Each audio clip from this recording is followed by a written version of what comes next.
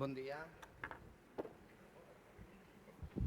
Se'm sent? Sí, ara, perfecte. Molt bon dia i benvinguts i benvingudes. La veritat que és un plaer veure el Paranim ple de gom a gom per parlar, jo crec que un dels temes, una línia estratègica per nosaltres, però jo crec que un dels temes cabdals per l'esport. Però, evidentment, seríem a tots i totes, doncs, ens estaríem enganyant si diguéssim que la situació en general, no?, del paper de la dona a la nostra societat, doncs, va com ha d'anar, i seríem, per part nostra, seria no tenir els ulls oberts si no condemnem i comencem condemnant de forma enèrgica doncs la violència que patiu, que pateixen les dones i que aquestes darreres setmanes doncs, ha sigut realment escandalós.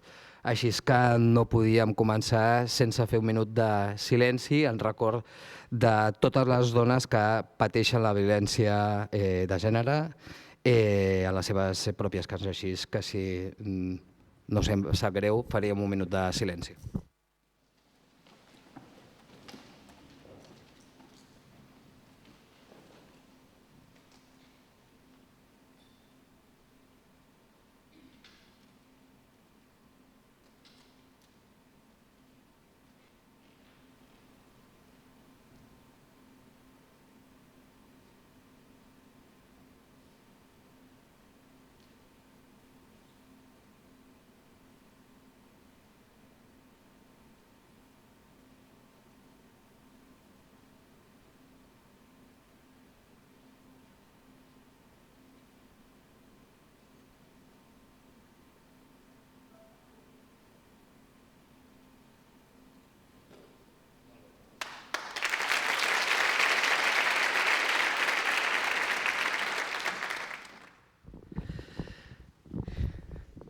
Doncs abans li comentava a la presidenta, abans de baixar una miqueta, doncs, quina és una de les línies o les línies en general i objectius d'aquest mandat des de l'àmbit i el sector d'esports. I vull començar donant-li les gràcies a la presidenta perquè s'ho ha cregut, això de l'esport i l'activitat física, i per primera vegada que jo recordi, això vol dir que ja tinc una edat que fa uns quants anys, molts, que l'esport per fi està plenament reconegut i té una àrea pròpia, un sector propi dins de la Diputació, que tinc el plaer i l'honor de compartir amb el Xavier Amor, que tenim aquí, el meu amic i company, i evidentment amb un equip de la Diputació d'Esports que fa goig.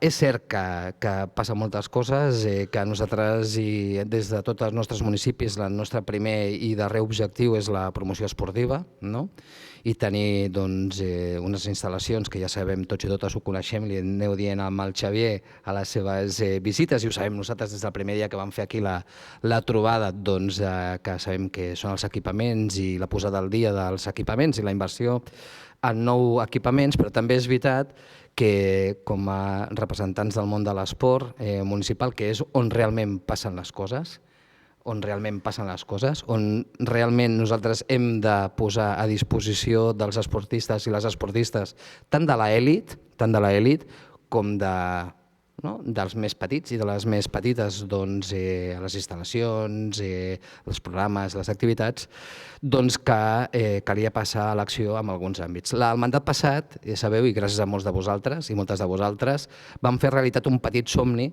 d'aquells que ja porteu uns anys amb la gestió esportiva, que era allò que tenim, els cascos blaus, que tenim repartits per molts municipis de joves, i no tan joves, però realment de joves que van a buscar a les nostres places, als nostres parcs, a les nostres escoles, aquells joves que viuen d'esquenes o vivien d'esquenes a l'esport. Era un petit somni que jo crec que entre tots i totes hem fet realitat, i el programa GESA és una realitat que ja ha vingut per quedar-se. I li explicava a la presidenta que una altra de les línies, a banda, evidentment, per això he començat també dels equipaments, que ha vingut per quedar-se, perquè és obvi que havia de venir per quedar-se, era dona i esport.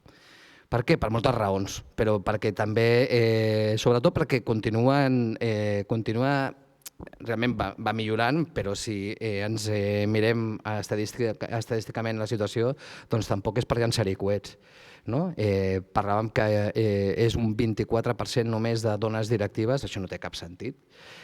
Parlem que només hi ha un 27% de dones federades en el total de fitxes federatives, això no té absolutament cap sentit, o que a les darreres enquestes és un 40% el que veiem de dones que viuen encara, sobretot en certes edats, molt concretes, però que viuen encara d'esquenes al que és l'activitat física i l'esport. Sobretot preocupant que són dones i noies joves les que fan un canvi, un salt, i es queden allà. Nosaltres, és veritat que el mandat passat vam fer, i ara que tinc aquí a la jefa, doncs vam tenir un mundial meravellós, un europeu, un mundial meravellós de softball allà a Sant Boi, vam tenir un mundial de handball a Granollers meravellós, o vam parlar de hockey i un altre mundial de hockey, femení tot, a Terrassa. És veritat que vam fer campanyes de comunicació que són absolutament necessàries, però no sé si us passa a vosaltres, a mi em passa de vegades, no n'hi ha prou amb campanyes de comunicació, que per cert vull saludar i agrair a les nostres estrelles invitades per posar cara a aquesta campanya de comunicació, buscades expressament d'edats i d'esports diferent, fins i tot de condicions físiques diferents, perquè és això, l'esport i l'activitat física. Doncs el que us deia, està bé, les campanyes de comunicació són absolutament necessàries per obrir els ulls, però és el mandat de passar a l'acció.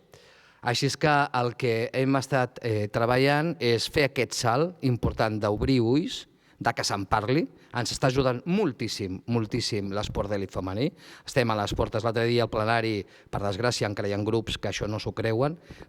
Ara que presidenta ens va anar bé perquè així es van poder parlar, en lloc de simplement llegir una declaració institucional, perquè hi ha grups que ja sabeu que encara això els hi costa veure, però estem a les portes d'unes Olimpiades, d'uns Jocs Olímpics que segur que no m'equivoco, si sabem que les nostres esportistes passaran en el medallero per davant dels homes i continuen sent les abanderades. Per què? Per parlar, per passar a l'acció, per obrir els ulls i per començar a parlar de forma concreta, no només d'una línia pressupostària que tenim, que per primera vegada quasi 800.000 euros només amb un fons perquè també vosaltres pugueu treballar. No només amb un banc que farem de bones pràctiques, que ho esteu fent vosaltres, que jo crec que ens ajuda a tots i totes a obrir ulls i a saber què esteu fent a cada un dels municipis, sinó també pel que farem. El Xavier després us presentarà, l'equip tècnic de la Diputació es passarà al nostre programa, al nostre model també expressament, i sentir, que és el que estem fent avui, sentir de la mà de persones expertes què podem fer i què s'està fent. Jo no em vull allargar més, és un tema que evidentment m'apassiona, és un tema que jo crec que és importantíssim en aquest mandat, que cal canviar el xip, cal que ens movem i cal incentivar que ara les dones, és el moment de les dones, l'esport i l'activitat física. Així és que jo no m'allargo molt, per molt que m'apassioni parlar d'aquestes coses, i ja que tenim el plaer de tenir una presidenta, a més, que això s'ho creu, aprofitem-ho, i Lluïsa, tot per tu, moltes gràcies.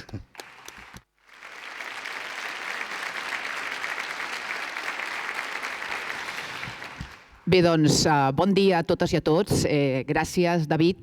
Com veieu, el nostre diputat president de l'àrea d'esports no solament s'ho creu, sinó que és un militant explícit de l'aposta decidida d'aquesta Diputació de Barcelona, d'aquesta gran administració supramunicipal que, com ja sabeu, té una màxima fonamental, que és estar al servei dels 311 municipis de la nostra demarcació i, per tant, treballar intensament amb els nostres ajuntaments, amb els ajuntaments de la província, de la mà i sempre intentant no solament ser pioners i innovadors, sinó donar resposta als problemes i a les necessitats reals dels ciutadans i les ciutadanes, dels nostres veïns i de les nostres veïnes dels pobles i ciutats.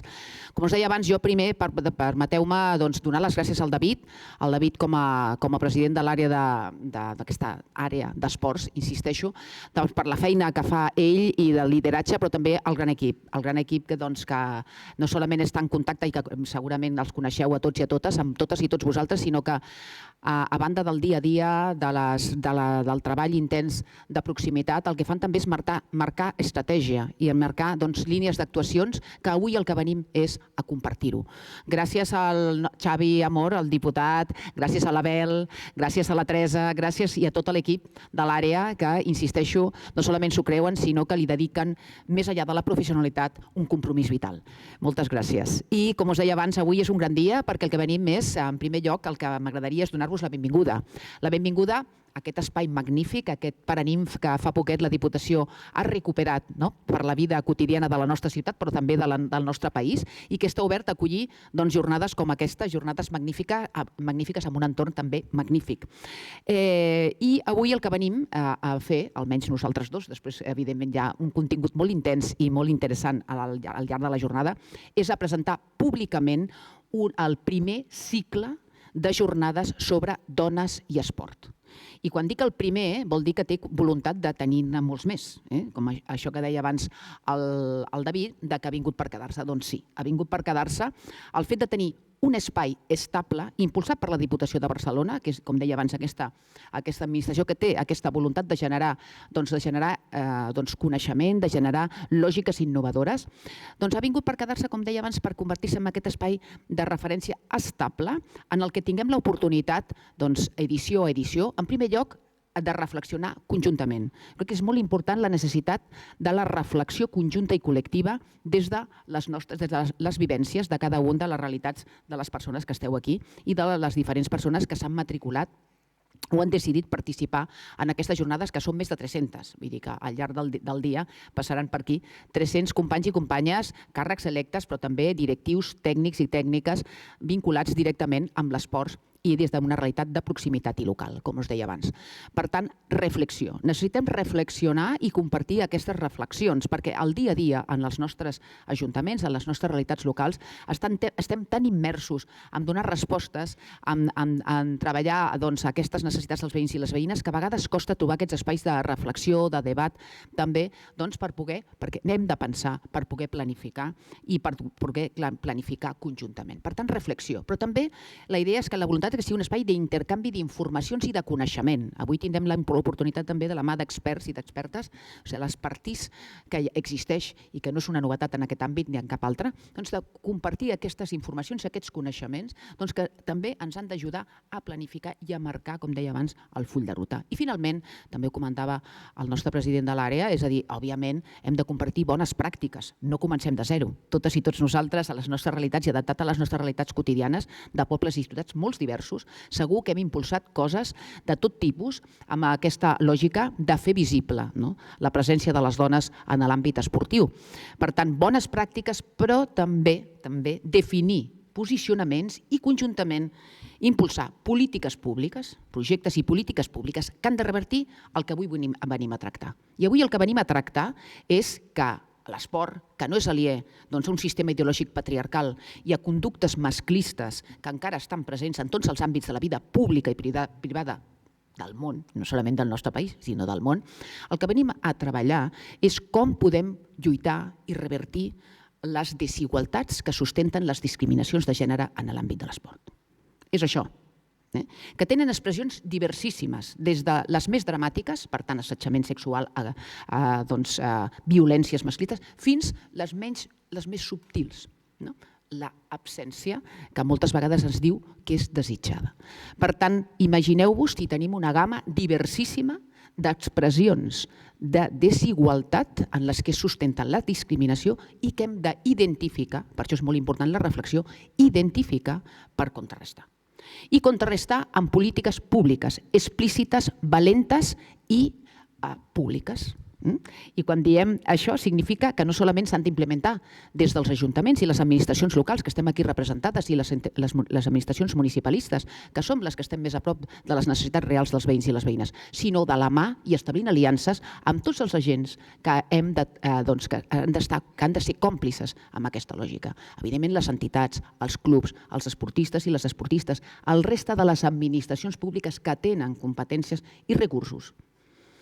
Tant relacions interinstitucionals, de complicitat, de coordinació i de col·laboració, i relacions horitzontals amb tot el teixit i els ecosistemes locals que treballen a favor de la pràctica esportiva en igualtat de condicions i en igualtat efectiva.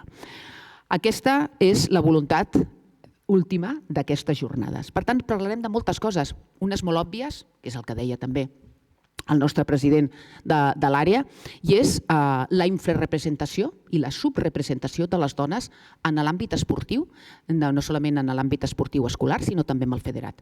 En un moment vital molt important, i totes ho sabem, normalment es parla de l'abandonament escolar, però és que l'abandonament esportiu, sobretot en l'àmbit de l'adolescència, és determinant.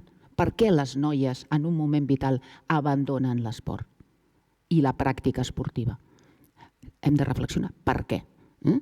Per tant, a la infrarrepresentació i la subrepresentació de les noies i les dones en la pràctica esportiva en diferents moments vitals. Això és una obvietat. I per tant hem d'apostar, òbviament, en polítiques públiques que ajudin, no solament des de la mirada quantitativa, sinó qualitativa amb aquesta presència. Hem d'augmentar la presència en la pràctica esportiva. Però augmentar perquè sí? No. En un sentit clar. I aquest augmentar perquè sí vol dir revertir una segregació horitzontal en l'àmbit de l'esport, amb la presència de les dones, sobretot en aquelles pràctiques esportives més masculinitzades, col·lectives i individuals.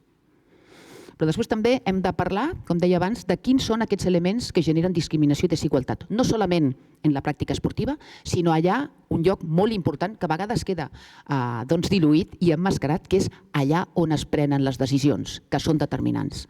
La presència de dones en les directives dels clubs, de les entitats, també de les administracions públiques. Les dones i la mirada de les dones ha d'estar presents allà on es prenen les decisions per revertir una altra segregació, la segregació vertical.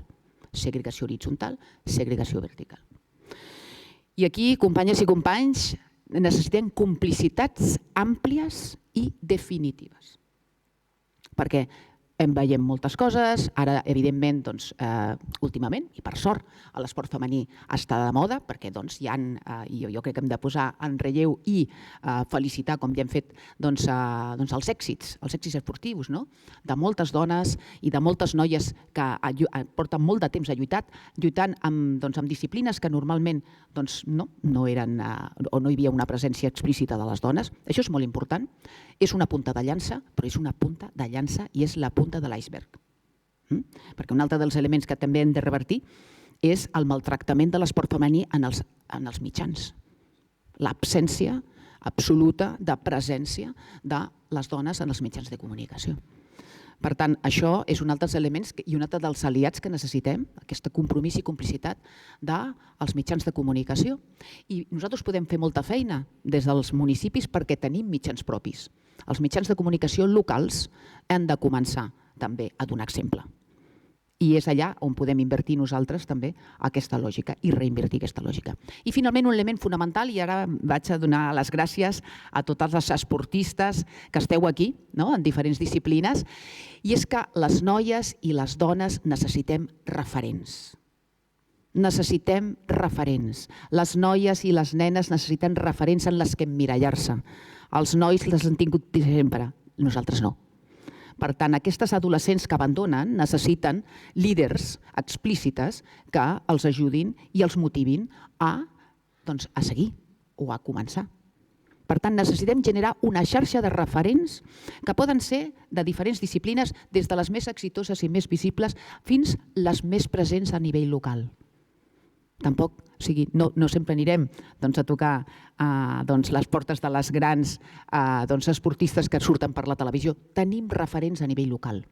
I aquestes referents a nivell local les hem de posar en valor, les hem d'implicar amb aquest compromís de lluita contra les desigualtats i les discriminacions de gènere, perquè els seus testimonis vitals són determinants moltes vegades a l'hora de motivar i d'encoratjar a les noies i a les dones a donar un pas al front en la seva pràctica esportiva i en la seva pràctica d'activitat física.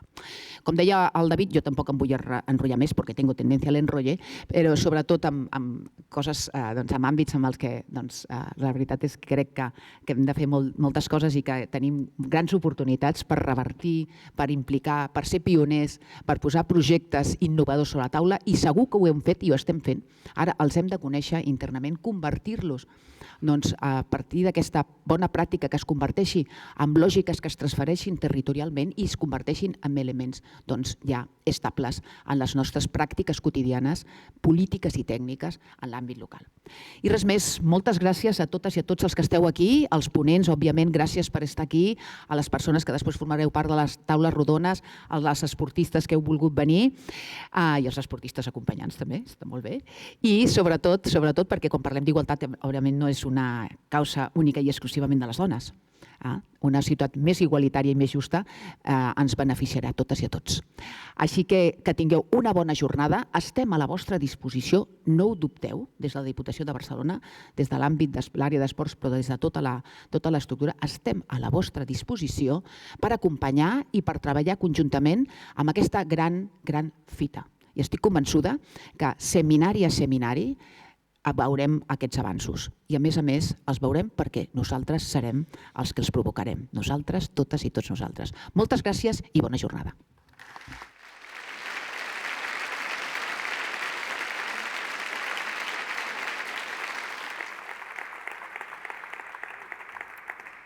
Moltes gràcies, presidenta. Moltes gràcies, diputats. Bon dia a totes i a tots. Començarem veient un vídeo. Es tracta del vídeo de presentació de les campanyes Les dones fem esport. Hi han participat dones referents a nivell local, com anomenava ara mateix la presidenta. Són la Carme Carbó, participant del programa Vine a fer esport i salut a l'Ajuntament de Cornellà de Llobregat, Aida Cortés, del programa Materno Natació de Pineda de Mar. Faig un spoiler, la veureu embarassada. Actualment ja és mare de la seva criatura i aprofitem per felicitar-la des d'aquí. També hi ha participat la Lluïsa Duidobró, que juntament amb el seu company, Àngel Miralles, practiquen ball esportiu en cadira de rodes des de Sant Boi de Llobregat. També l'Elisabet Narváez, del Club de Futbol Tramuntana del barri de la Mina, a Sant Adrià de Besòs, la Judit Sánchez, del curs de defensa personal de l'Ajuntament de l'Ametlla del Vallès i la Ramona Sanz, del Club de tir amb arc de les Franqueses del Vallès. Moltes d'elles ens acompanyen aquest matí en el Paraninf de l'Escola Industrial. Ara les veurem en acció. Realmente siempre me ha gustado hacer deporte. Dejé el fútbol a los 22 años y ahora a los 38 he vuelto. Vaig començar fent bàsquet en cadira de rodes. Tinc un hàbit a fer esport, a mobilitzar-me i així, però aquí a l'aigua per mi és un altre món. El cuquet de l'esport se'm va despertar quan em vaig jubilar. I vaig passar per l'Ajuntament i just preparaven el programa aquest de Vine a fer esport i em va engrescar tantíssim que em vaig apuntar a totes les activitats. Hay niñas de 15 años, yo tengo 38. A ver, la calidad no se pierde. Me diagnosticaron un cáncer de mama, lo pasé muy mal. Durante el tratamiento lo llevé todo muy bien, pero luego después del tratamiento me fue cuando me vino el bajón, ¿no? No sé, me sentía como... me vi apartada del mundo, ¿no? Y entonces un día me dijeron de aquí lo de tiro al arco, ¿no? Y entonces pues empecé a venir. Doncs jo vaig començar fa una mica més de 3 anys, coincidint amb un 8 de març, Dia de la Dona. Aprofitant que ho feien al poble, que l'Ajuntament ho promocionava, vaig dir, provem-ho. I la veritat és que estic molt contenta, no crec que m'hagi equivocat en la decisió. Jo vaig estar en un internat, degut a la polio i a la situació familiar. I quan jugaven a bàsquet, per exemple, a nosaltres no podíem fer cap esport. A ti et deixaven allí, a un costadet. Va arribar un moment en què els metges es van donar compte de que l'esport ajudava moltíssim a superar poquet a poquet parts de l'enfermetat. Ja no físicament, que sí, però mentalment. Me aporta que hago un deporte que jamás yo hubiese podido pensar que yo iba a tirar tiro con arco. La llevadora em va oferir que hi havia aquesta oportunitat de fer matronatació i em va dir si em volia apuntar a partir de les 27 setmanes. La veritat és que és perfecte. Aquí al centre de Can Xauvet ho tenen molt ben preparat i ens deixen aquesta hora assignada per les embarassades, on tenim aquesta piscina supermeravellosa. La gente le sorprende un poco, ¿no? Es como, uy, una niña gitana, pues es como que no estaba muy bien visto. A ellas ahora mismo, hoy en día, les da igual. Yo vengo aquí, disfruto y hago lo que quiero. L'últim que pensava era fer ball esportiu. Et dona alegria, et dona el interactuar amb la resta del món, amb la gent. Me siento querida, me siento importante porque me hacen sentirme importante. Me siento mimada. Mentalmente va fenomenal. No és només un treball a nivell físic, sinó que també a nivell emocional, com que comparteixes aquesta experiència de vida, l'embaràs, amb més dones a la mateixa situació, es fa molta comunitat. Feien marxa nòrdica, doncs jo m'apuntava a marxa nòrdica. Feien estiraments, jo estiraments, perquè jo tinc molts problemes d'ossos i això m'ha donat la vida. I a nivell de salut emocional, que també m'ha anat quasi o millor que la salut física. Cultivar la salut emocional, si no et sents rodejat de gent que t'aporti alguna cosa o que tu puguis aportar, doncs costa una mica més. Penso que per les persones amb discapacitat hauria de ser una obligació que els ajuntaments, l'Estat, qui sigui, ajudi, doni les eines perquè es pugui fer esport. La veritat és que és el meu dia preferit de la setmana, 100%. Em va molt bé a nivell de salut mental. O sigui, és un esport que et permet desconnectar, fer com una mica de companyia, de trobar altres dones en la mateixa situació que jo. Tú vienes aquí, el deporte que hagas, en el momento que estás desconectas. Entonces te olvidas de todo. Es salir de la calle, venir aquí y desconectar. Porque sí que es verdad, está muy bien, pero en el barrio tampoco haces nada. Escolta'm, això és el que estic fent ara, és per mi, única i exclusivament per mi. Les dones que han estat sempre subjectes a la cuina i a les neteges de casa i tot això, s'han trobat que això els allibera molt més.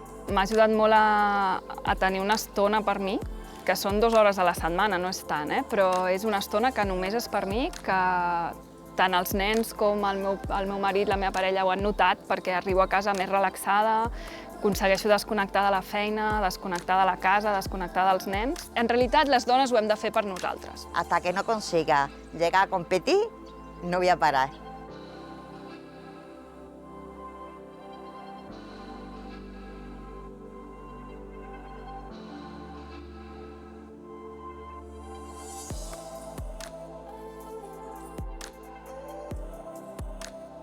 Mou-te, Cuida't. I supérate. et sentiràs millor. La Diputació de Barcelona Amb les dones, Que fem esport.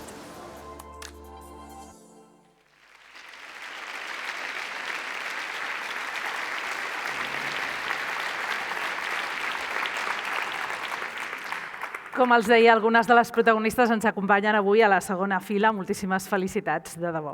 Els explico breument què farem durant aquest matí. Per començar, escoltarem la ponència inaugural, la pronunciarà la doctora Ainhoa Azurmendi i parlarà sobre les estratègies per potenciar l'adherència de les nenes a l'esport. D'una altra banda, durant tot el matí planejarà una qüestió que sotmetrem a debat a partir de 2 taules rodones. Versa sobre el tema per què les noies abandonen l'esport més que els nois. Com els deia, ho farem en format de 2 taules rodones, una de tècnics municipals i l'altra des del punt de vista polític, el punt de vista dels electes dels ajuntaments. D'altra banda, coneixerem quins projectes està tirant endavant la Diputació de Barcelona per revertir aquesta situació.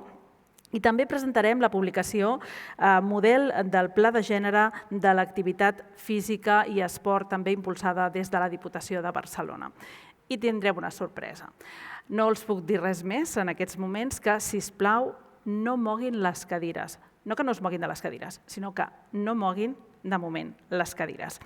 Ja veuen que tenim molta feina per fer durant aquest matí, així que comencem, ho fem, com els deia, amb aquesta ponència inaugural. Demanem, sisplau, que ens acompanyi la senyora Ainhoa Azurmendi. Ella és doctora, si vol seure a la taula, sisplau, ella és doctora en Psicologia i professora en Psicologia de l'Esport a la Facultat de Psicologia de la Universitat del País Basc. Endavant, sisplau.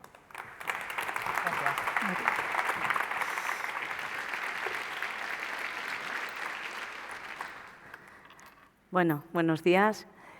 En primer lugar, muchísimas gracias, presidenta del área de deportes, todas las personas que estáis aquí, todo el equipo que se ha ocupado de la organización del evento y, bueno, pues además de mi agradecimiento, mi enhorabuena también, ¿no? Yo estoy absolutamente de acuerdo en lo que han planteado en la ponencia inaugural, ¿no? Que desde luego hay que pararse a reflexionar y el intercambio de experiencias enriquece muchísimo nuestro día a día, hace que levantemos la cabeza y miremos, bueno, pues a cuestiones diferentes a las que estamos acostumbrados y acostumbradas, ¿no? Bueno, tengo media hora, voy a intentar hacerlo en un poquito menos tiempo para tener un pequeño espacio para posibles preguntas o reflexiones. Y bueno, mi intención es, al final es difícil en poco tiempo reducir el trabajo que llevamos haciendo, además de mi trabajo como profesora en la Facultad de Psicología, llevo casi 20 años como consultora deportiva en una empresa. Y a lo que me he dedicado es a esto, precisamente, a incorporar la perspectiva de género en las políticas públicas deportivas.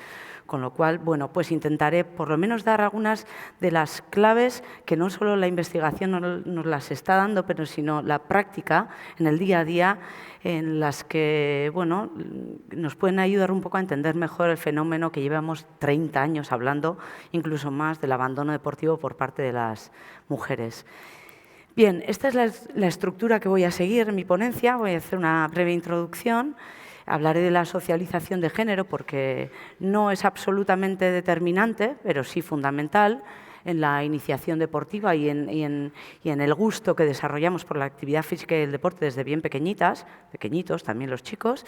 Y bien, hablaré de la discriminación que aún existe, lo ha dicho también, lo ha comentado en la ponencia inaugural la presidenta, pero realmente hoy en día puede ser más manifiesta o menos, pero aún existen muchísimos mecanismos que impiden el avance de las mujeres a nivel tanto cuantitativo como cualitativo en la práctica deportiva. Hablaré de cuáles son algunas de las políticas que se están llevando a cabo o se pueden llevar a cabo para impulsar la participación o prevenir el abandono y finalmente, bueno, pues algunas estrategias, algunas experiencias prácticas que creo que pueden ser, bueno, pues también inspiradoras, ¿no? Que al final no son las únicas, pero son algunas de las que yo creo que están funcionando. Y bueno, esto sería más o menos, así que vamos allá.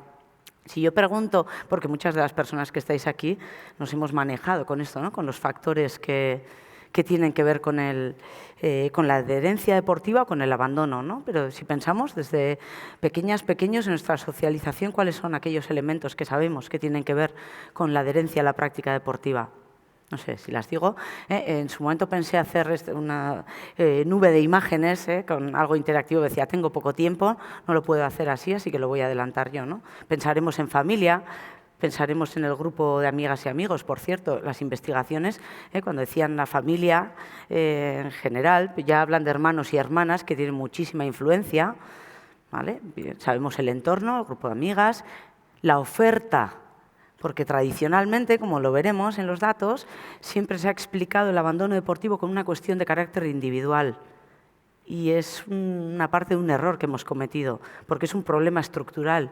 Y los problemas estructurales hay que hacer frente o hay que intentar cambiarlos con medidas estructurales. Entonces eso es importante. Cuando tendemos a explicarlo, no tengo tiempo, no me gusta, prefiero hacer otras cosas, tenemos que ser muy críticas y críticos con esas argumentaciones en la investigación, porque realmente tenemos que ahondar y tener perspectiva de género, conocimiento para decir, es que no nos estamos fijando en la oferta, en la calidad de la oferta, y de eso hablaremos, ¿no? Entonces, bueno, con esto lo único que quería era, bueno, pues incidir en que tiene muchísimo que ver en el entorno geográfico en el que he nacido, la diversidad funcional, tiene que ver toda la perspectiva interseccional, el acceso que tengo a los recursos, y todo eso va a condicionar desde que yo soy pequeñita y pequeñito en mi adherencia a la actividad deportiva.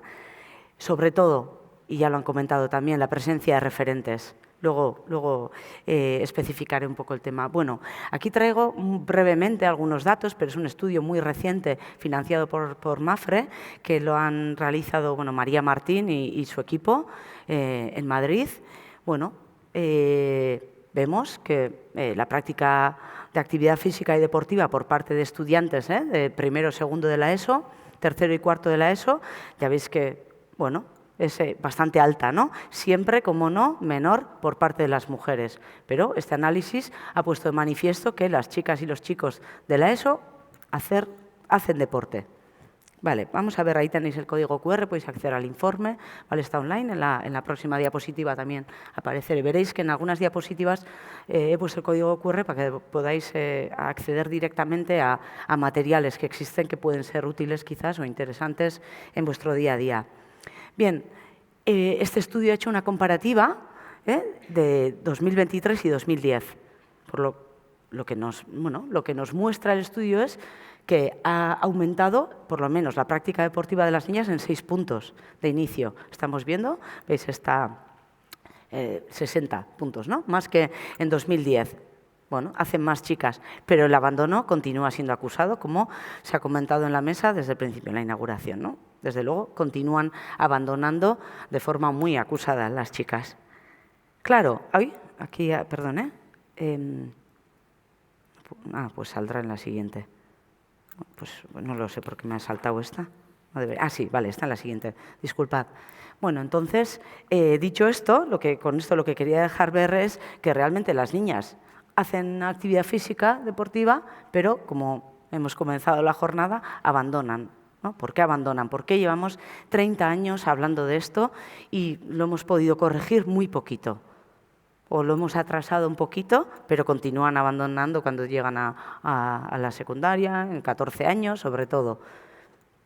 Bueno, pues una cuestión que ya adelanto es que no se identifican con la actividad deportiva o que no se ha desarrollado en su identidad personal desde bien pequeñitas. Pero los motivos no son individuales, o solo por lo menos. Tienen que ver también con el entorno, con algunos factores psicosociales que están influyendo paralelamente, ¿no? Bueno, si tenemos en cuenta la socialización, tenemos que pensar en cuestiones que llevamos hablando mucho tiempo también, ¿no? En los juguetes que se les proporciona, la ropa que se pone. Esto ya lo estábamos diciendo hace unos años. Por ejemplo, yo ya en mi tesis en 2016 sí que leí muchísimo sobre los juguetes, sobre la limitación de la exploración en el espacio en las familias, que por otra parte sigue unas lógicas que tienen que ver con la violencia de género. Es decir, a las niñas se les permite, tienen un menor radio exploratorio desde pequeñitas en los parques, en el entorno, y los chicos mayor, tiene que ver con la peligrosidad también, pero unido a las ropas más limitantes, a los mensajes. Y es que esto no solo es de mi tesis, sino que pues, hace poco en un club insistían en que los mensajes que se dan a niñas y niños que van a jugar a los partidos son diferentes, ¿no? Hablando del comportamiento de padres y madres. Vosotras a pasarlo bien. Y ellos mucho más el mensaje de, bueno, venga, a ver si ganamos, ¿no? Y parece que ya habíamos superado estos estereotipos, pero continúan estando presentes, ¿no? Bueno, hablábamos de la libertad de exploración, también de los mensajes. Bueno, la importancia que tiene cuando hablamos de referentes, no solo eso, sino la identificación a través de las personas que antes de la adolescencia son las personas de referencia en todas las actividades. Al fin y al cabo, hacer actividades en familia, deportivas, que tengan en contacto con la naturaleza, sobre todo, que son vivencias. Hoy en día, no sé, seguro que tenéis, voy a así abrir un poco algunos melones que no me da tiempo a desarrollar, pero estoy convencida que en algunos clubes deportivos que realizan deporte federado, actividad ordinaria, a lo largo del año, una liga regular, digamos, y luego hacen un fin de semana o en Semana Santa se van a un campus a no sé dónde. Y esa experiencia donde van todas las familias es lo que tiene que ver en gran parte con esa adherencia que se quede en las familias, que estén encantadas con la experiencia, que las chavalas interioricen otras cosas que no son solo el hecho de participar en una competición ordinaria donde se disputa una liga. Eso tiene que ver con el desarrollo de la herencia deportiva, por ejemplo, que es lo que estamos viendo, ¿no? Que haga que las chavalas, la identidad deportiva se está construyendo más allá de participar en un club que tradicionalmente no ha funcionado bajo un orden, digamos, basado en la igualdad de mujeres y hombres, sino que además ha arrastrado unas pues formas de funcionamiento masculinas, que también lo han comentado en la inauguración, ¿no? Androcéntricas, etcétera, etcétera. No todas de forma voluntaria o consciente, pero otras sí de forma inconsciente. Bien, la presencia de referentes es fundamental. Luego lo diré de nuevo porque va a aparecer, porque lo que los estudios nos dicen es no sabemos cuánto es, no está cuantificado cuánto es el índice de la influencia de referentes, pero que tienen una influencia fundamental en la práctica deportiva.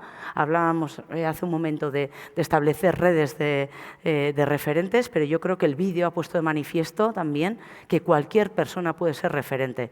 Y esto es una idea fundamental a nivel municipal, porque las personas necesitan gente de carne y hueso. El deporte de alto nivel está reservado para unas pocas, para unos pocos, de determinadas características.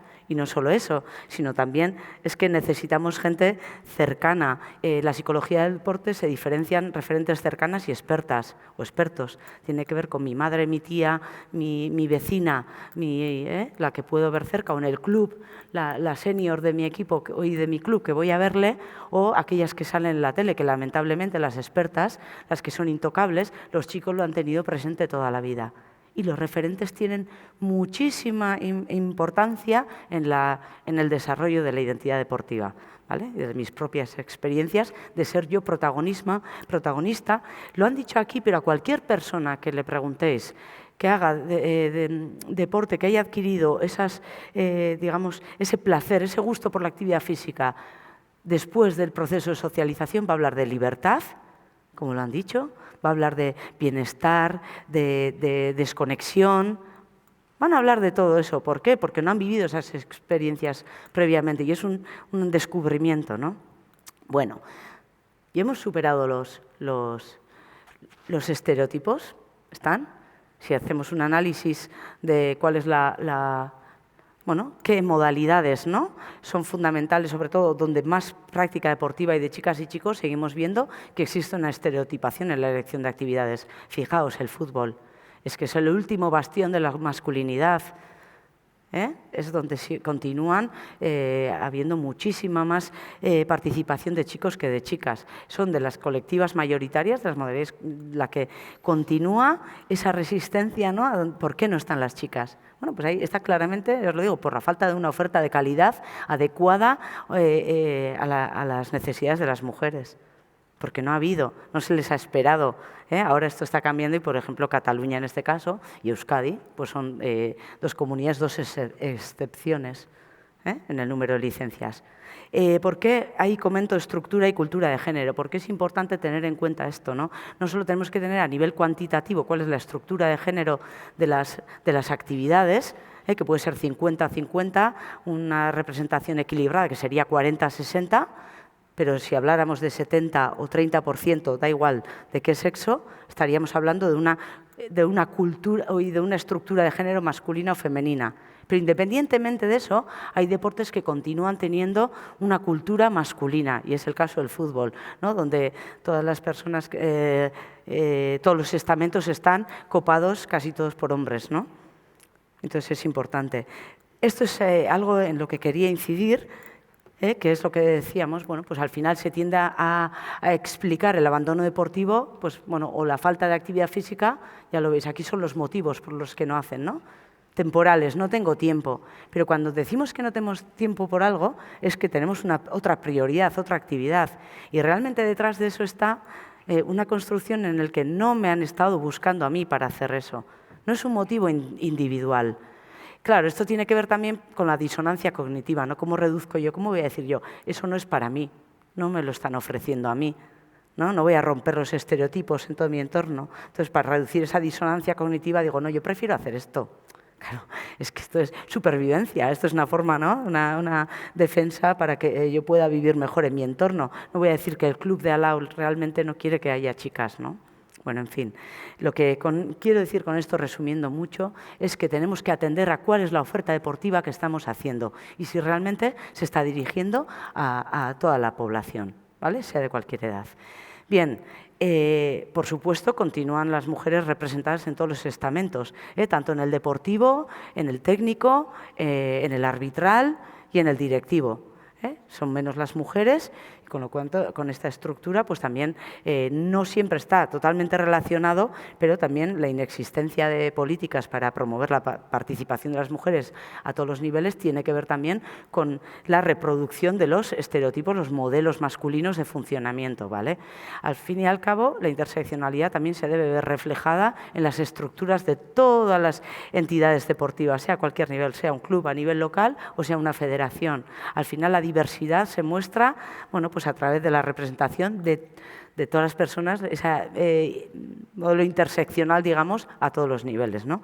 Y además, los obstáculos para que no participen las mujeres en todos los estamentos son de carácter sociocultural, organizacional e individual. Lo que antes decía, ¿no? Pues por supuesto que habrá motivos personales, yo diré, pues no estoy capacitada, no me veo, no tengo tiempo, pero eso está dentro de una construcción social que tiene que ver con esta organización que adoptamos decisiones en la mesa, yo me voy y luego han cambiado la decisión sin contar conmigo.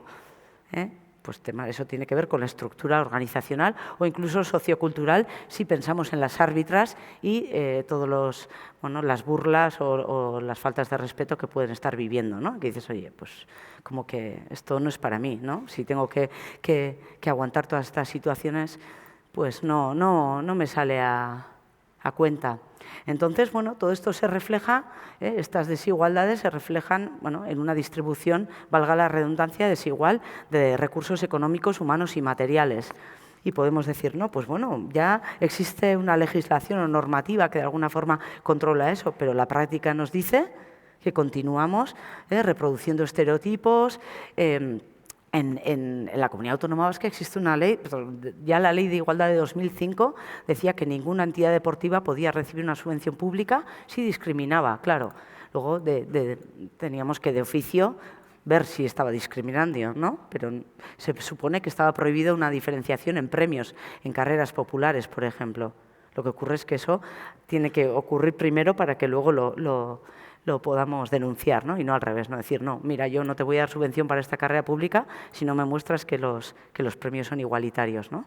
Bueno, en fin, esto es como es muy reciente, lo he querido traer para decir que aún tenemos estas situaciones, ¿vale? Bien, otra cuestión que se ha comentado en la inauguración y que me parece fundamental y que yo no voy a parar de repetirla es la necesidad de planificar. No podemos transformar nada que tenga que ver con la desigualdad de género si no planificamos. Si hacemos acciones positivas, puntuales, sin un sentido, sin una planificación, una organización, una evaluación, no vamos a transformar el deporte. Nos tenemos que preguntar siempre ¿para qué? ¿Para qué? Voy a hacer una jornada mujer y deporte. ¿Para qué? ¿Cuál es tu objetivo? ¿Y qué vas a lograr? ¿Cuánto vas a transformar el deporte mañana, pasado? En términos cuantitativos y cualitativos. Nos tenemos que hacer esa pregunta, si no, no podemos gastar dinero público en cuestiones que no transformen. Otra cosa es que apliquemos la estrategia dual, que sea una planificación y que yo diga, bueno, para apoyar, para acelerar esta planificación a largo que tengo, porque los cambios estructurales no tienen lugar de un día para el otro y eso suele colisionar con la política, porque claro, cuando hay cambios políticos, por ejemplo, queremos tener resultados rápidamente y eso no suele ser fácil.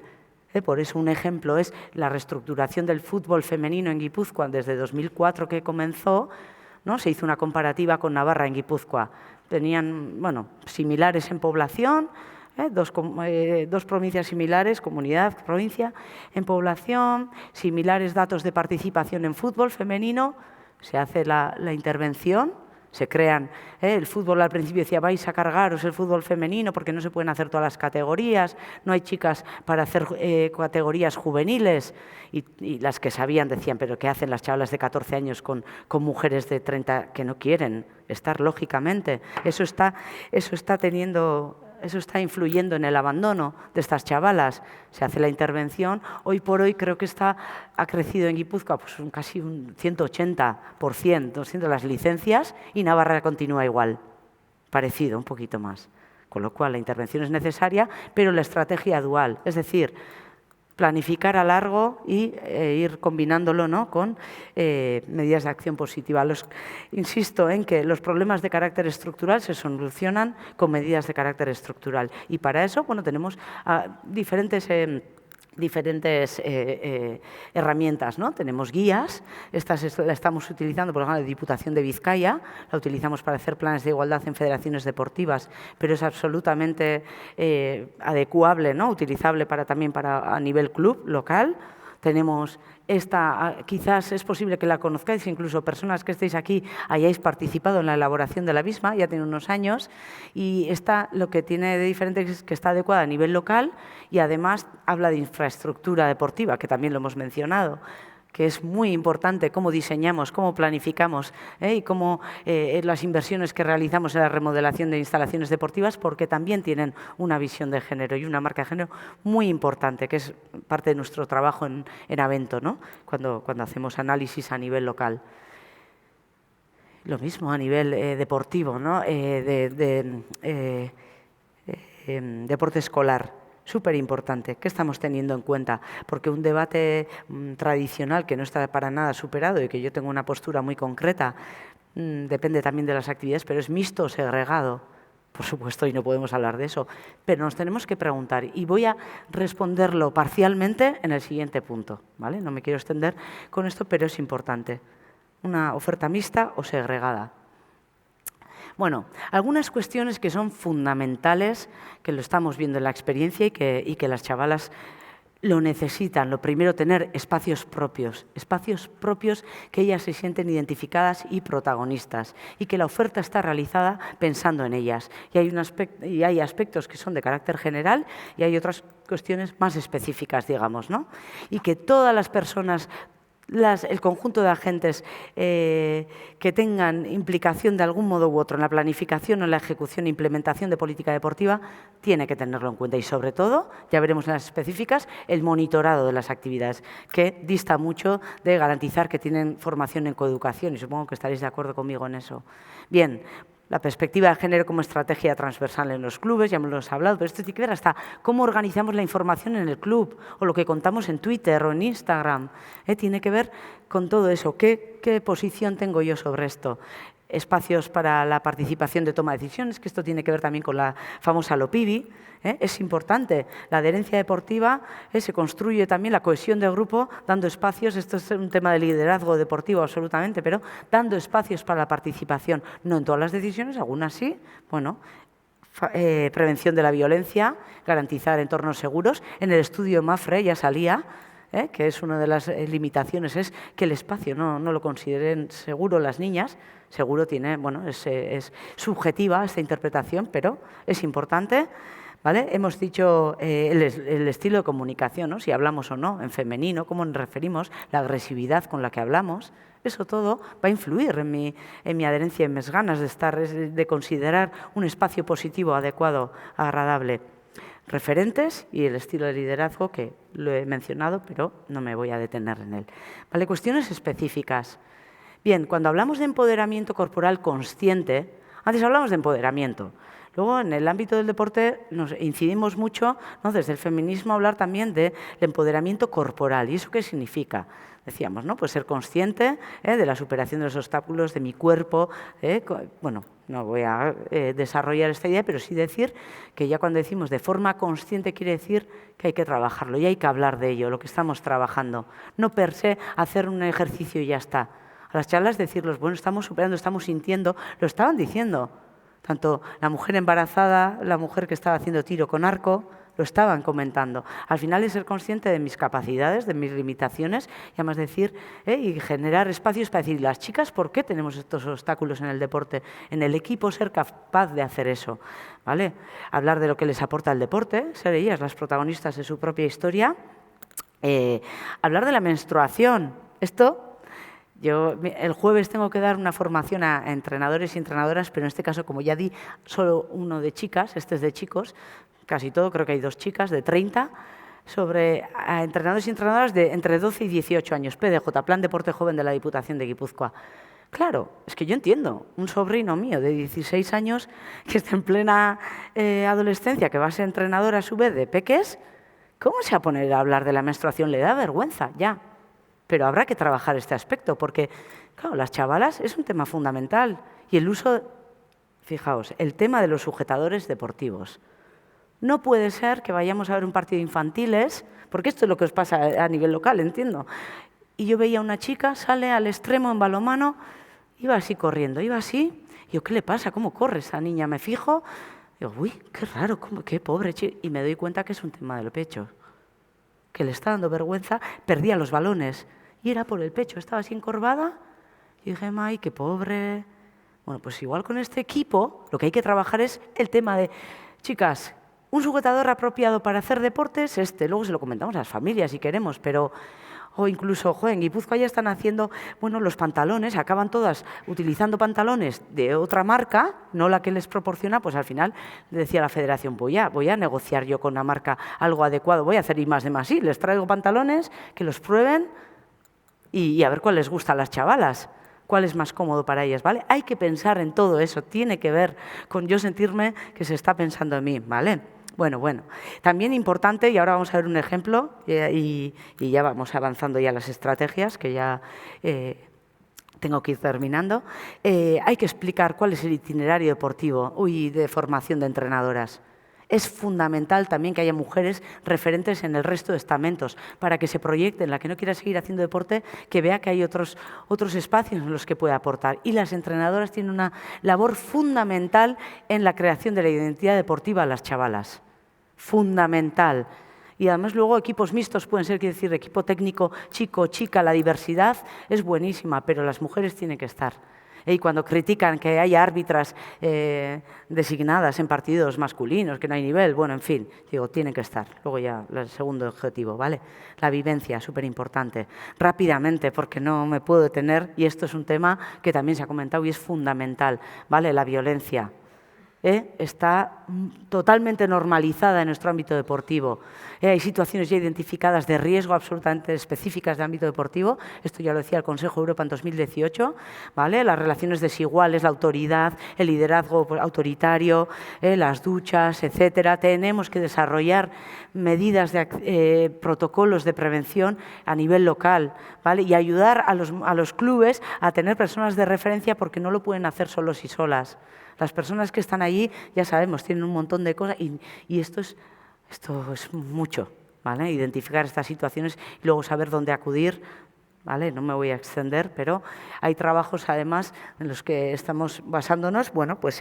Chavales y chavalas de 15 años me decían en un municipio que de peques ven muchos más las violencias psicológicas, humillaciones, están viviendo cuando han sido más pequeños, dicen, y cuando son mayores, ven más las situaciones, pues ya los veis ahí, que tienen que ver con la violencia sexual, ¿vale? Con invitaciones no deseadas, con comentarios despectivos, transfobos, homófobos, lesbófobos, ¿vale? O sea que chicas y chicos también diferencian según la etapa madurativa en la que se encuentran o la categoría en la que se encuentran deportiva, el tipo de violencias que viven en el ámbito deportivo. Esto tendríamos que investigarlo. De momento lo que tenemos es la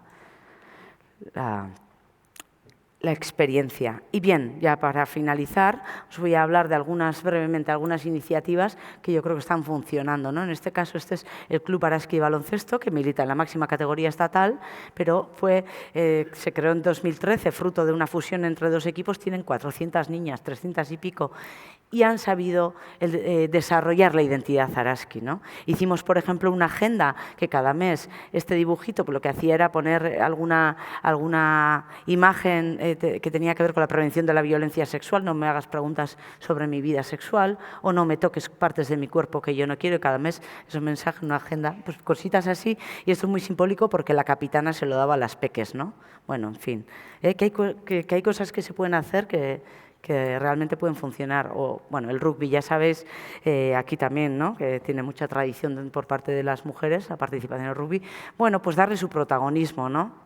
Esto es la visibilización, pero no solo eso, pues ya veis el escudo, aprovechando que iba a ser un jugador olímpico, pues vamos a cambiar y ponemos una chica. Ahí podemos discutir, porque igual ¿para qué hace falta imagen? O ¿qué pasa? Que por tener coletas chica, andrógino, eso a nivel local, muchos patronatos municipales, algunas imágenes que arrastramos de los 80, pero hay que ir, yo siempre digo en formaciones, hay que ir y volver, para decir, quitamos la imagen o algo andrógino que valga para chica y para chico, hay que ir y volver. Entonces digo, de momento vale la de la coleta y luego la quitamos ambos, que no nos hace falta. Cuando todo el mundo se identifique con el rugby, independientemente chica, chico, chique, me da igual lo que queráis, pero hay que ir y volver. Ya veis, por ejemplo, en un polideportivo hacen la obra donde una chica pues juega a balonmano, es representativo, ponen la imagen y es muy simbólico, pero tú estás ahí entrenando y te estás viendo identificada, ¿vale? Emakume Surflari, espacio para mujeres, dirigido por mujeres, han pasado casi 2.000 mujeres desde 2013, en contacto con la naturaleza, es un pedazo de proyecto si queréis verlo, fijaos los datos, es una pasada, ¿vale? A partir de los 18, gente que nunca había hecho surf y finalmente os voy a mostrar un vídeo de la Real Sociedad, que esto es un proyecto que llevamos unos años haciendo desde 2018, que hicimos un análisis, siguiendo un poco, esto venía de mi tesis, ¿no? de la carencia de mujeres referentes en puestos técnicos y la importancia que esto tenía. Hicimos un estudio cuantitativo en Guipúzcoa y solo había 29 mujeres tituladas.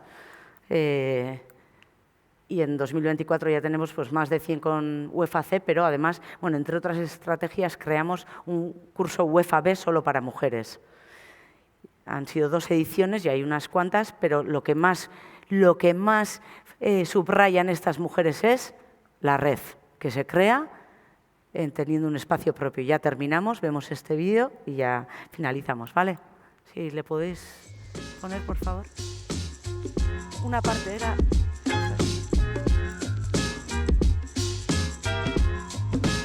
Bueno, importante que hayan estado tantas personas, tantas entrenadoras aquí, que muchas de ellas también han sido jugadoras, que conocen las necesidades de tener referentes, de darnos también a nosotras un lugar, visibilidad y compartir un lugar eso con compañeras que han vivido muchas situaciones muy similares a las de ellas. Entonces, importante, bonito, sobre todo la jornada de hoy.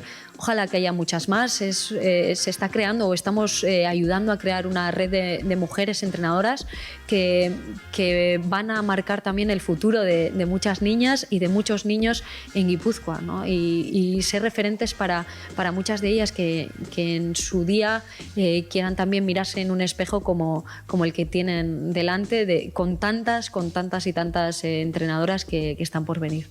Juego en un club femenino, entonces bueno, a chavalas que sigan el mismo camino que yo, ¿no? Disfrutar del deporte que a mí tanto me ha dado. Entonces bueno, me parecía importante eso y veía que yo tenía pues, necesidades, digamos, como entrenadora y decidí hacer el UEFA C y aún y todo no me quedé satisfecha y bueno, pues sigo en este camino en el UEFA B para poder dar el mejor acompañamiento a mis jugadoras en su camino. Bueno, a mí me pasa que a la hora de llegar a los campos de fútbol veo que entre nosotras no tenemos ningún trato, no nos conocemos. Y en cambio sí que veo que en el fútbol masculino muchos entre ellos se conocen. Sí, porque este entrenador, este tal... Y yo, el no tener nosotras eso, pues bueno, mediante este tipo de jornadas creo que entre nosotras nos podemos ir conociendo y llegar a crear esas redes de apoyo sobre todo. Bueno. Sigue costándonos llegar a muchos sitios. El fútbol femenino ha ganado mundial, estamos que nos salimos, pero nos sigue costando mucho. Y estas cosas son buenas para saber que no estás sola. Te ves en los campos de fútbol, pero hay veces que el contrario, el entrenador es chico. Entonces, el ver a chicas, el ver sobre todo a jóvenes, ¿no? Porque tú y lo tuyo ya no puedes jugar, pues bueno, pues estás en la banda, ¿no? Te piden que ayudes un poquito al club de toda tu vida. Pero el encontrarte con chavalas jóvenes que quieren y, ojo, es maravilloso. Me ha encantado siempre el fútbol y nada, es pasión.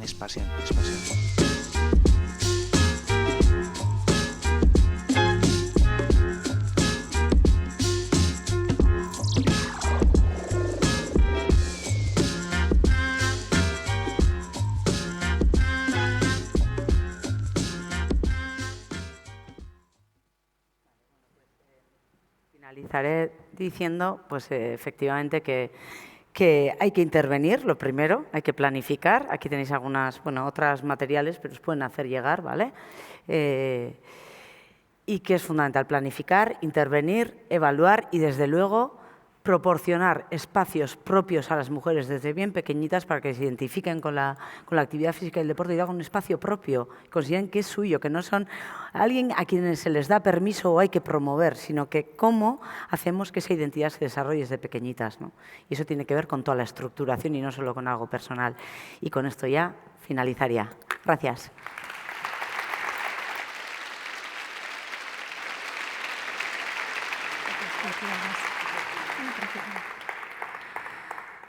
Moltes gràcies, doctora Azurmendi. Ha arribat el moment de la sorpresa que us anunciava abans. Teniu unes bosses, oi? Que us han donat a l'entrada. Aneu-les preparant. Segur que coincidireu amb mi que no tindria massa sentit estar tot el matí parlant d'esport i, en canvi, no fer-ne. Per tant, el que us proposem ara és fer una estoneta d'esport abans d'anar a esmorzar. Serà fàcil, perquè no us haureu de moure del lloc on esteu, no us haureu de moure de les cadires, per això ja us deia abans, sobretot no la mogueu, deixeu-la on esteu. Si algú l'ha moguda, torneu-la a separar, prepareu-vos i us presento les dues persones que dirigiran aquest entrenament matinal. Us presento en Pau Requena Carmona i la Cristina González Fernández. Ells són de la Fundació Claró. Endavant, quan vulgueu. Hola, benvingudes a totes. Quan pugueu ens poseu la música, sisplau. Jo sóc la Cristina. I jo sóc en Pau. I avui compartirem una sessió de 15 minutets on treballarem amb les gomes. Nosaltres venim de la Fundació Claró. Ja veureu que són uns exercicis molt senzills, sobretot importants. Si algú té alguna patologia, li fa mal, alguna lesió, el que sigui, l'exercici són curtets, un minutet, no el fem, esperem el següent abans de fer-nos més mal. Llavors, per començar, començarem tothom assegut a la cadira, ens deixem la goma ben preparada per després i començarem fent unes petites rotacions amb el cap per començar a mobilitzar la zona cervical. Primer mirarem cap a un costat i després mirarem cap a l'altre. Quan mirem cap a un costat podem agafar aire i quan anem cap a l'altre el podem deixar. Farem una més. Canviarem el moviment, mirarem cap al sostre i després miraré cap al terra. Farem dues últimes. Recordeu que la música us acompanya amb el moviment. Ara fem oscil·lacions d'espatlla i inferior. Rang sencer amb l'esquena ben recta. Un cop més i d'aquí anem cap amunt, mateix moviment, però de la part superior, mirant el sostre. Recordeu inhalar pel nas i exhala per la boca. Última. Perfecte. Per continuar passarem el moviment a les espatlles, primer cap endarrere, tot el gran que pugueu.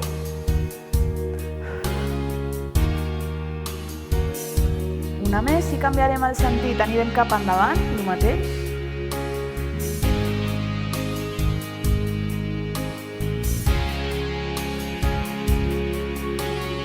Mantingueu-vos ben a prop de la cadira, d'acord, amb l'esquena ben recta, i d'aquí anem als braços.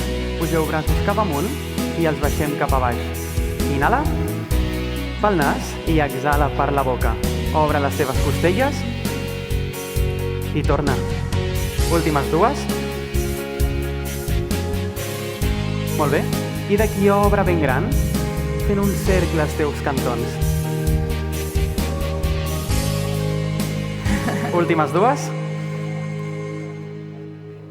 Perfecte. I passeu cap endavant.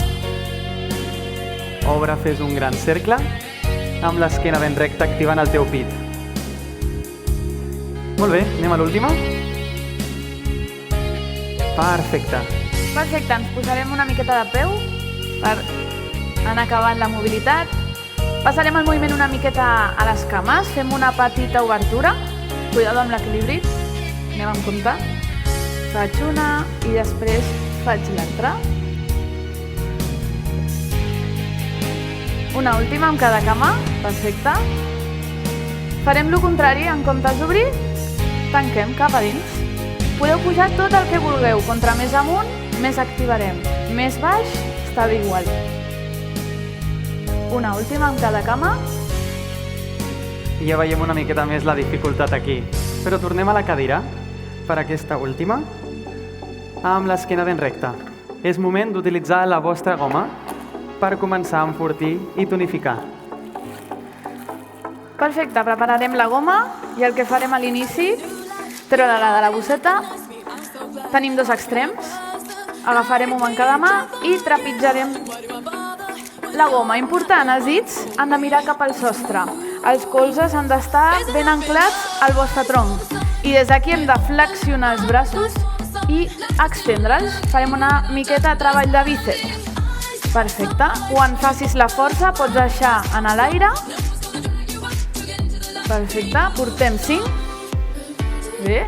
Intenteu que els colzes no marxin cap endavant, que estiguin ben posats al seu lloc, com si els haguéssim enganxat amb una miqueta de pega. Perfecte. 2 més. Una altra última. Vale, perfecte. Hem treballat el bíceps. Passarem a treballar el trícep. Deixarem la goma. Agafarem amb una mà un cantó de la goma i amb l'altra, em dono mitja volta perquè ho veieu, anirem just a baix. El que haig de fer amb la mà de baix, tirar, i amb la damunt, extendre el braç per fer una petita extensió de trícep. Perfecte, flexionem el colze i l'extenem. I el tornem a portar darrere del cap. Perfecte. 3 últimes amb aquest braç. Una última. Perfecte, i ara hem de canviar una mà per l'altra.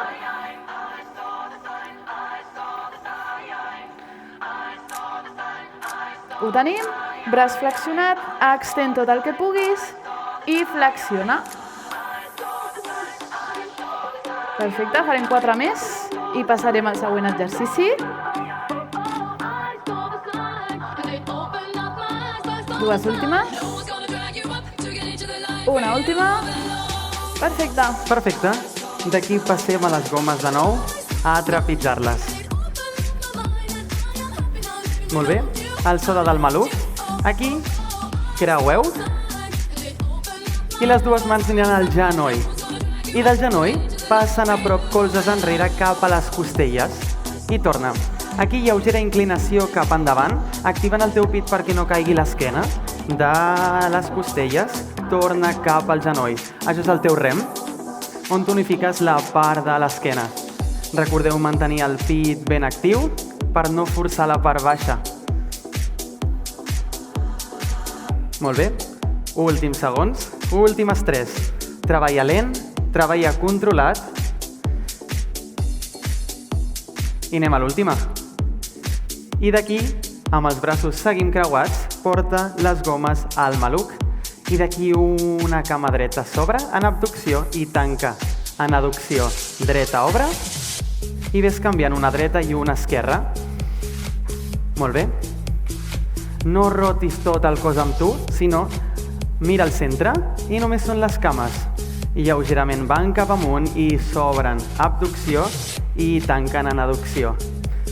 Si tens més equilibri, aguanta més l'exercici. Últimes 2. A cada cantó. Perfecte, anem a l'última. Una més? Sí. Listos. Perfecte. Vale, pel següent exercici donarem 2 nivells. El nivell primer serà, tal com esteu, ens aixequem i tornem a seure. Aquest és el nivell d'una petita gatzonada. Perfecte, des d'aquí. Què farem?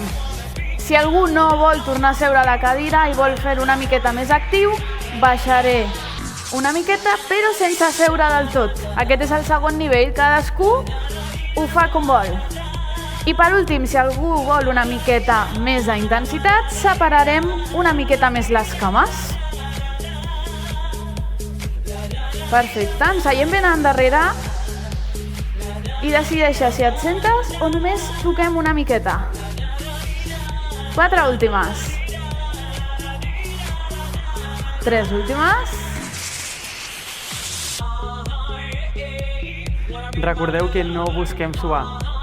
Una última. D'acord. Utilitzeu els nivells. Tranquils. Perfecte, Pau. Fomentem l'esport avui. Et toca. Perfecte. D'aquí seguim trepitjant, tirant lleugerament cap amunt amb les cames semiflexionades. Anem als oblics. Cap a un cantó, rotació lateral i cap a l'altre. Si vols pots tirar una miqueta més cap amunt amb la contrària, però aquí el que busques és la teva torsió, rotació lateral, per treballar els teus oblics. D'acord, aquí baixa-ho, controla i torna. Treballa un cantó i si vols tirar menys, deixa la goma contrària. Lleugera flexió de cames. Pots treballar més lent, pots treballar més ràpid. Últimes dues. Molt bé. Anem a l'última. I d'aquí ens tornarem a seure. Si voleu, qui vulgui estar amunt, pot anar amunt, o millor al terra. Perfecte, tornem a la cadira. Recordeu, esquena ben recta. I d'aquí, separat lleugerament de les espàties, per no forçar tant, obriu. Sí, ja està. Obertura d'espàties i torna al centre. Aquí vosaltres és on fiqueu el vostre nivell.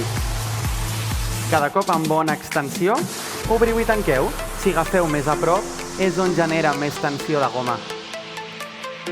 Si no, amb més separació. Busca un moviment lent i ja notareu que tira aquí. Obre, inhala, tanca, exhala. Inhala pel nas i exhala per la boca. Últims segons. 3 més. Últimes. Molt bé, anem a l'última. I stop. Perfecte. Molt bé. Abans de començar a estirar, que ja tenim en 30 segons els estiraments, fica les mans on les tenies i fixa't, una mà es queda quieta en el lloc i l'altra va cap amunt. Activem una altra zona de la zona alta de l'esquena. 3, 2, última. Perfecte, deixa la goma a les teves cames. Bon treball a tothom. Començarem estirant una miqueta, molt ràpid. Tira els dits cap endarrere. Relaxa avantbraç, estira una miqueta bíceps. 3, 2, 1, canviem a l'altre. 3, 2, 1, estirem tríceps, que l'hem treballat a l'inici, porta un colze cap amunt i tira cap al costadet. 3, 2, 1, canviem a l'altre, el mateix. 3, 2, 1... Perfecte. Anem al cap. El braç dret acompanya que l'orella vagi cap a l'espatlla. Aguanta amb el pit alt. Inhala. En 2 i exhala en 4, 3, 2, una més. Inhala, obre. I exhala. Mitja lluna i canvia cap al cantó contrari. Sense forçar, tira cap a l'espatlla la teva orella. Perfecte, inhala en 2. I exhala en 4. Una més. Perfecte. Deixa anar totes dues mans cap a baix empujant. Mira't la pelvis.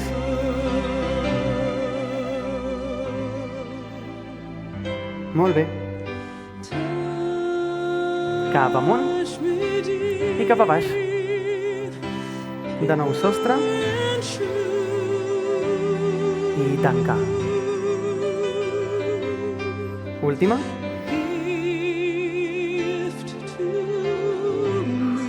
Perfecte. Perfecte, ens posem de peu. Agafa aire, estira't cap amunt, tot el que puguis. Deixa anar l'aire, deixa caure els braços. Una vegada més i marxem. Perfecte, abans d'acabar us volia agrair a tots i totes la participació.